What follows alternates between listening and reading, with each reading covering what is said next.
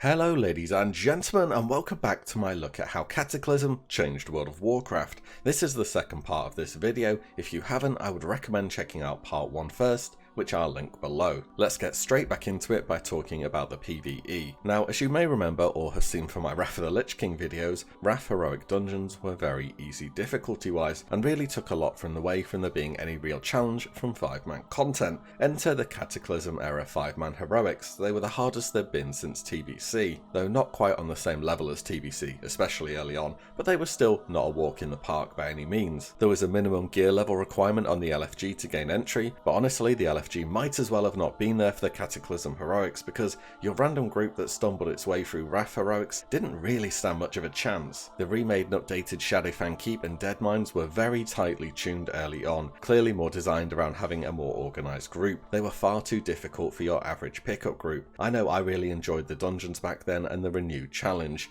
and it was the only time when I went out of my way to complete the dungeon meta achievement, because it felt like it meant something early on. Between just having a guild to do content, you needed solid players to get everything completed. And funnily enough, Blizzard defended dungeons being in this difficult state. I respect it for sure. Imagine Blizzard telling players they just need to get good these days. And Ghostcrawler isn't wrong here. I just don't think you can expect that much from a system that allows random players to queue up with a very small barrier to entry. Honestly though, it was a bit over the top difficulty wise, and the fact pugs could queue into it was like throwing people into a meat grinder at the start of the expansion, and I think it actually would have put quite a few people off LFG for a good while, and Blizzard wouldn't try difficult content in LFG again for a very long time. Well, at least not on purpose, and I think this was the right decision in the long term. Later on we had zul'gurub and Zul remade, as well as the 3 dungeons towards the end of the expansion, being End Time, Hour of Twilight, and the Well of Eternity. Once again, these weren't free loot pinatas. You had to know a decent bit about what's going on around you, or you're going to be swiftly facing a res run back to the instance. Also, I think the Cataclysm dungeons were just cool design-wise. The environments, the ideas around the elements and uncovering forgotten lands were wonderfully explored. We had dungeons like Stonecore, Halls of Origination, Grim Batol with that flight around with the dragon, Lost City of the Tolvir, Vortex Pinnacle, which is one of my top dungeons ever to be put in the game. I pretty much love them all. Well, apart from Throne of the Tides, that is. That jellyfish elevator just takes way too long, and the backtracking's kind of annoying. The instant quest system that auto-completed as you went through the dungeons made them pretty attractive to do as well. Moving forwards, heroics were never this much of a challenge ever again, and I doubt they ever will be, but this was a good initial look into possible challenges from 5-man content, and was built upon in each expansion to come. Which brings us to Raid. Raids in Cataclysm were changed to be more flexible. Wrath of the Lich King ended with 10 and 25-man normal and heroic all on separate lockouts. You could, in theory, be doing 4 raids a week of the same raid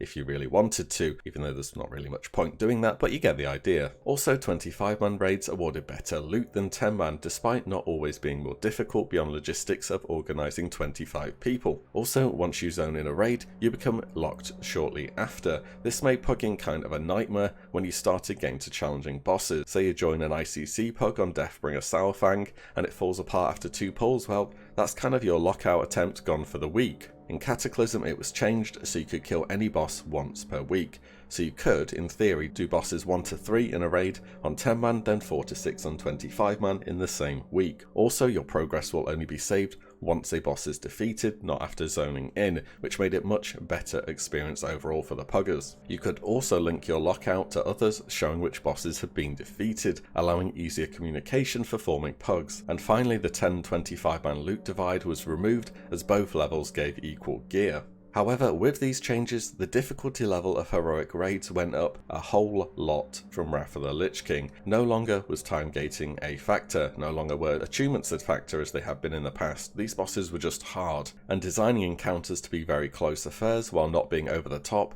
would prove to still be an issue between 10 and 25-man raids. Some bosses were insane on 10-man, but not too bad on 25, like Halfus Wormbreaker or the Conclave of the Four Winds. Cataclysm also introduced 1 week on normal before the heroic opened, and all the clear times we will be going over here will be from launch, so it's still very impressive. Just keep in mind that Wrath of the Lich King's first tier was polished off in 2 days from launch, but back then they didn't have heroic mode either, so you can't really compare the two. And I'm just going to say it, I think Cataclysm had some of the absolute best raiding World of Warcraft has ever seen in its whole duration, especially during the early tiers.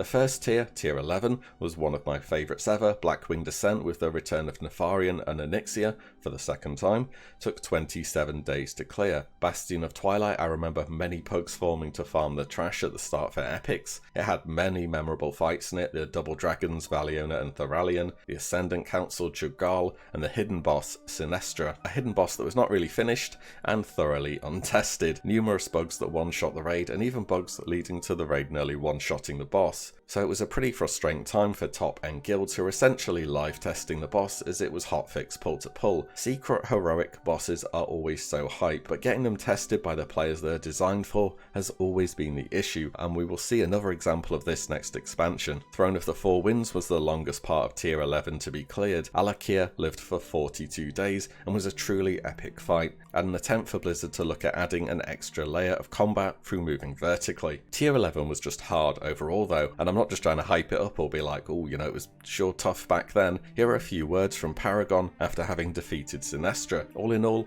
this tier of raiding, in my opinion, has been the hardest tier of raiding overall. There haven't been many pushover bosses on heroic difficulty, there hasn't been any time gating, there hasn't been any attunements and such. It's just been one big, absolutely brutal grind. Tier 12 was the Firelands. Another fantastic tier in my opinion, gave us the Molten Front dailies, which we can talk about soon, new mounts, new challenges, and that one really annoying achievement at Major Domo that still takes effort even today. Once again, I feel this was a very successful raiding tier. Ragnaros got legs and lived for 14 days. 14 days doesn't sound like much, but in that time Paragon and many other guilds put in over 500 plus attempts in wipes, in a fight that could last between 15 to 20 minutes long. With Paragon even claiming themselves, we've never put as much effort into a kill as we did now down in Heroic Ragnaros. Once again, another exceptionally hard boss that was highly tightly tuned, a real challenge for the top end players. Which brings us to Dragon Soul, tier 13. This is where things kind of fell down a bit for Cataclysm in my opinion. Dragon Soul was when something new was brought into the game as well, something highly controversial and criticised to this day, which we're going to be touching in the criticisms of Cataclysm. And this raid was the big culmination of the expansion, where we finally take out Deathwing. I'm going to read you off what Ghostcrawler had to say about the fight, okay? Because on paper, I'm totally sold. This sounds amazing. So he says, oh, the encounter's really cool. First of all, it's split into two fights. So boss 7 is Deathwing, and then boss 8 is also Deathwing. In fight 7, you parachute off a gunship onto Deathwing's back as he's flying from Dragonblight towards the Maelstrom. You have to pry these armor plates off his back and then fight off corrupted blood that comes out. All the while, Deathwing himself is trying to shake you off its back, and he's going to do barrel rolls and things to try and dislodge you like the little parasite you are because he's so big. Final Deathwing fight is really amazing. He crashes into the Maelstrom and then kind of emerges out of it again, and he's so big he's taking up the whole area. Players hop around these little islands in the Maelstrom. So on the first island they might be fighting one of his tentacles, then they have to fly to the next island, now they're fighting a leg, and so on and so forth. You get the idea, right? But it sounds epic, it sounds huge, large scale, something worthy of this enemy that's been built up through the whole expansion. But players just didn't really see it like that, or didn't really feel that in the actual game. People didn't feel as though they were fighting Deathwing. People saw it more as giving him a back rub and then a manicure, and that was kind of a letdown at the end of the tier. On top of this, the world first race for this tier didn't go to plan due to LFR exploits, where players were able to re-queue and loot bosses repeatedly through a loophole that was quickly found with this system, leading to temporary bans for many of the top players in guilds like Method or Paragon. And Paragon up to this point have been leading the race for the entirety of Cataclysm and were very much looking to take a clean sweep in tier 13. And you might think it's dumb exploiting for LFR gear though, right? Surely tier 12 heroic gear was better. Yes, it was better, mostly, apart from the tanking tier gear, which had insane 4-set bonuses, specifically for Death Knights and especially Warriors. This turned tanking cooldowns into entire raid cooldowns, 50% of either the effect of Vampiric Blood or Shield Wall on the entire raid. This meant either the entire raid just got more health and stronger heals, or a flat 20% damage reduction. This is why the top guilds wanted these new set bonuses ASAP. But this wasn't the only issue top guilds would face in Dragon Soul. When they got to the Spine of Deathwind fight, a fight that was pretty much agreed that was harder than the last boss itself, which is just another letdown to Deathwing's legacy here. The idea behind the fight is that you build up these elementals, then kill them next to an armor plate, which exposes a weakness. You must defeat this exposed weakness before it reseals. This turned the fight into several consecutive, extremely high burst DPS checks. So this meant class stacking. Who did the best burst? Rogues and arcane mages back then. Just look at the raid comps used for the first few kills here. This is one of the hardest we had seen guilds go all in on class stacking for a very long time, and even with all these barriers, Madness of Deathwing was taken by kin raiders from Korea within 14 days of release, a victory they are able to achieve by getting over the hurdle of Spine of Deathwing first. A rather unfortunate end to an expansion of really great raids, and not only this, but Dragon Soul went on for a very long time, which again is something we'll say for the criticisms. Moving on, PvP. It was largely seen as good in Cataclysm, which was quite surprising since talent trees and mastery had overhauled how much damage and defensive output was affected by a large degree. It also did stop some of the more degenerate builds that we started to see by the end of Wrath of the Lich King, like the prot Holy Rep Halley that just kind of did everything, took no damage, could full heal and just killed you in a few seconds. PvP currencies were simplified just like the PvE ones, Justice for old content, Arena points for Arena, and Valiant for the current tier. Easy. We got 2 new battlegrounds, which are essentially Warsong Gulch and Arathi Basin versions 2.0, being Twin Peaks and Battle for Gilneas. On top of this, battlegrounds now gave XP, meaning avid PvPers could take themselves from level 10 to 85 entirely through PvP content. And I had to check, but the NPCs that stop XP had actually been in the game since the patch 3.2 in Wrath, not with XP and BGs, so learn something new every day, eh? We also got rated battlegrounds that put a more competitive setting on all battlegrounds, and even introduced old PvP titles from back in vanilla into the game to flex your RBG performance.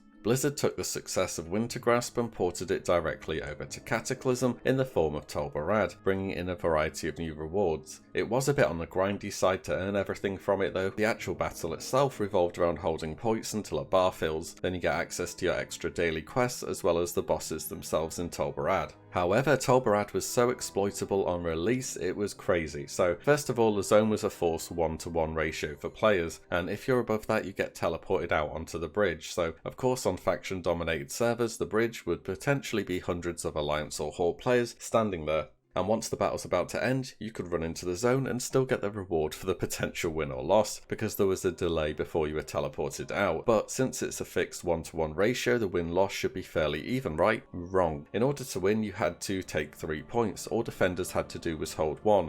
So that's all they did mostly. In order to fix this and incentivize trying to win more, which wasn't even the issue, Blizzard buffed the honor reward for a win to a crazy 1800 honor. So guess what players did? Win traded 1800 honor every 2.5 hours for no work at all. Yeah, people went for that, and the amount of people just waiting on the bridge rose massively, to the point where sometimes you would disconnect or just lag out before you could run in and get the reward. Blizzard later nerfed the honor for a win down to 360, but by this time most of the damage had been done. People had already weighted their way to full gear sets. Anyway, resilience was changed to no longer reduce the chance to receive a crit from another player, went along with the much higher health pools that people now had in Cataclysm. PvP was sold in Cataclysm. Many would say this was about as close to as good as it got, with MoP perhaps topping it, but opinions vary so much on PvP that I think I'll leave it to you to decide for yourself. I want to check out some more of the expansion features now. Dailies were really starting to become a thing by Cataclysm, however, they weren't so directly tied to your power level. Most of the daily stuff were just things you could do, or at least look into doing to get some starter gear at maximum level. The rewards from most of the vendors weren't crazy powerful, and for many it was just to get those tabards to dungeon grind or the mounts that exalted with certain factions. In terms of gear rewards, Honoured was equal to a normal level 85 dungeon, Revered a heroic, and Exalted tier 11 normal gear. They're all decent progression paths for those who like their daily content. In fact, the only real one you kinda had to do was Therazane if to Exalted for the shoulder enchant, unless you had Inscription, which I believe had their own version, which meant a whole lot of flying through the stone core, which I never minded too much, apart from those dailies in that cave with a huge rock snake thing that goes in a circle. You know the one, that one was super annoying. The Molten Front with Firelands, this was daily content done right. If we're getting daily content again, make it more like this. Real tangible progression that isn't just PvP or PvE content. And as you do more quests, more of the zone unlocks, giving access to new bonuses, rare hunter pets, items from vendors, more dailies, and so on. All topped off with a meta achievement giving a mount. And I don't remember any of the quests being that annoying to do there either. They were all reasonably short and sweet. In terms of extra expansion features, you know the raid frames that we have in Classic? classic, those are the Cataclysm ones. The proc effect you see on certain spell effects in retail, like for Fingers of Frost for example, those were introduced in Cataclysm. The Dungeon Journal, giving us in-game explanations for encounters, came in patch 4.2 with Firelands. Transmog, one of the most popular non-combat related updates and activities to ever have existed in the game, came in patch 4.3 with Dragon Soul, enabling players to create their own luck, use their favourite tier from the past, farm collection logs for all and every item, and try and dress up like Mario in WoW. I'm going to give a quick mention to legendaries here because I should have been doing it so far in each expansion look back really, and they become more and more of a talking point as we go on throughout the expansions. In vanilla they were RNG drops plus crafting, TBC, pure RNG drops, Wrath of the Lich King, RNG drops plus crafting again, though often linked to a quest, like the epic questline for Shadowmourne. In Cataclysm they followed the sort of Shadowmourne way of doing things, a quest largely, and we had two legendaries, those being Dragonwrath and Fangs of the Father. Both were linked to quest chains and crafted. What this did is sort of put a timestamp on how long it took to finish all your legendaries. Sure, the quest was still cool, but they were sort of guaranteed things at the end of the day. It did take something away out of the excitement of it all a bit. Also, they were only for caster DPS or rogues. Remember how Spine of Deathwing needed arcane mages or rogues? Yep, this is one of those big reasons why, because they could get legendaries. Legendaries would change big time moving forwards, issues tied to their power, class restrictions, and perhaps above all the methods of obtaining them all being big questions. Overall, there was a whole lot of good in Cataclysm. For me personally, I played the majority of it, raided the majority of it, and stopped around the time when Dragon Soul came out, but at the end of the day, it was when World of Warcraft first started dropping subscribers. And as I mentioned in part 1, it may not have entirely been linked to Cata itself, but just a trend in new types of games that were becoming more and more popular. But I don't want to start trying to make excuses for the expansion. Let's talk about some of the negatives, shall we? Number 1, the world revamp and talents being locked until 31 points were spent. Getting rid of the old world also got rid of a lot of memories that people had, and frankly that was the problem with it. Also flying in Azeroth now. Flying has been something that people criticise more and more as time has gone on, and flying now on the mainland was a step too far for some people. As for the talents, it just restricted your options basically, not really too much more to say about it, on top of reducing the amount of talents you have, despite many things Blizzard removed just being things like 1% crit or 1% damage. This was the real first round of pruning that Blizzard did. Number 2, content difficulty. I think the heroic dungeons were just too hard early on. They hadn't been this way since TBC, and all you needed was an item level, which was a very low barrier to entry, and the ability to press join dungeons in LFG. You didn't even have to have done them on normal, and at the start of the expansion there was no dungeon journal. Content pathing for more casual players hit a roadblock here, and Blizzard refused to admit they were overtuned and bring them down quickly or raise the barrier to entry. In TBC, players were somewhat held back by the achievements requiring reputations or other dungeons and so on. In Cataclysm, this was the next thing you do to gear up after doing normal dungeons, and it was just over the top. And whilst with some CC and coordination they were certainly doable, it was just kind of frustrating to have to reteach people again and again. It got kind of exhausting and just demoralising to do. Number 3, the Deathwing fight. It sounds cool on paper, as we went over before, but it just didn't play out that way for players in the end. People thought as though they never really fought Deathwing himself. It's a tough balance. He's meant to be an enormous dragon after all. Even if you were fighting him normally, you'd just be whacking away at his legs still. The human form Deathwing could have been used early on in the encounter, and later he transforms, and then we have the huge epic battle where he towers out of our screen. What Blizzard delivered in the end just didn't really feel right to do justice to the fight, and I think was a bit of a letdown for the expansion as well. Number 4, cesspool guilds. Remember how we talked about the new guild features in part 1? Well, one of them was called cash flow, and at rank 2, 10% extra money is generated from enemies and directly deposited into your guild bank. People made a lot of money from others leveling. All you had to do was spam invites on anyone and everyone without a guild in general, and they became busy little bees chipping in a few coppers or silvers here and there, which amount to the GM emptying the bank every so often and earning quite a lot for just spamming an invite macro. The thing was though, it was worth it for the guys leveling or without a guild to be in one. All the bonuses you got were fantastic from guilds, bonuses to reputations, currencies, new heirlooms, mounts, toys. Being in a guild was really a necessity. However, though both sides benefited, it got a lot of players, especially new players, into dead-end guilds, making empty promises to keep their little worker bees chipping in those few coins to the guild bank every single day. It got people into guilds, but for the wrong reason, and it wasn't removed until Warlords of Draenor, surprisingly. And number 5, here we are, the big one. Bet you've been waiting for this, eh? Nope, don't think I forgot about it, just saving the best for last, of course. Those 3 little letters, LFR. looking for raid. Just like LFG introduced in Wrath of the Lich King, press find a group and you'll be grouped with other players to get into a raid. No longer did you need a guild or organisation to commence raiding, just some free time in the evening perhaps. It lowered the barrier to entry for raid content about as low as it could go, and raids were severely nerfed as a result to fit this new accessibility. I think LFR is like flying, everyone has already made their mind up about it, and rarely is that just I don't mind. In terms of positives, it allows players to see the content firsthand and experience what raiding could be like, and I use the word could very loosely here, following along the story, and that it's not affecting those who don't do it, so just leave people alone who want to do it. Those are the arguments people usually make. Anyway, I'm not sure why the statue showing the Lich King's downfall at the end of Wrath of the Lich King wasn't good enough from a story point of view to do again, but there you go. Negatives: lack of social interaction in an MMO, no incentive to learn fights beyond getting enough determination stacks, gives a false impression to newer players of raiding in World of Warcraft, which has always been one of its strongest points. If it were purely for a tourist mode, there are other ways of doing it, like raid spectating for example. We have so much online content these days where you'll be able to view the raids as well. A subscription doesn't entitle you to everything in the game. Personally, I don't PvP much on retail, so I don't expect PvP mounts to be made available to me, or even reskins to be made available to me. Exclusivity is a necessity in a game that breeds competition, in my opinion. As you can tell, I'm probably not the biggest fan of LFR. All the same, if others enjoy it and get what they want out of the game with it, fine. I think it's best used as a tourist mode to see the instance firsthand, but I think this could be done better via a spectating system of sorts. All in all, we've had LFR for ages now, it's part of the game, and I hardly think it's going to be changing anytime soon. The end of Cataclysm was long. Really long. Patch 4.3 was on November 29, 2011.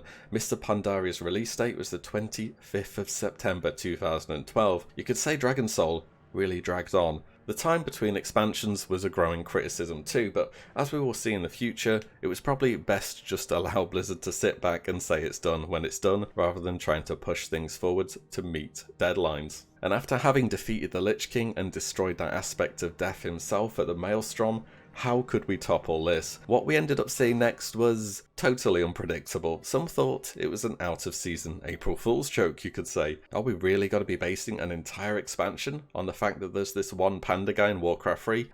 Turns out yes, so get your bamboo shoots ready and prepare to learn about feelings and stuff as we head off to Pandaria in our next episode and find out how did Mr. Pandaria change World of Warcraft. If you like what you see, give the video a like and subscribe as there's plenty more to come. As always, thank you all so much for watching. Take care. Bye.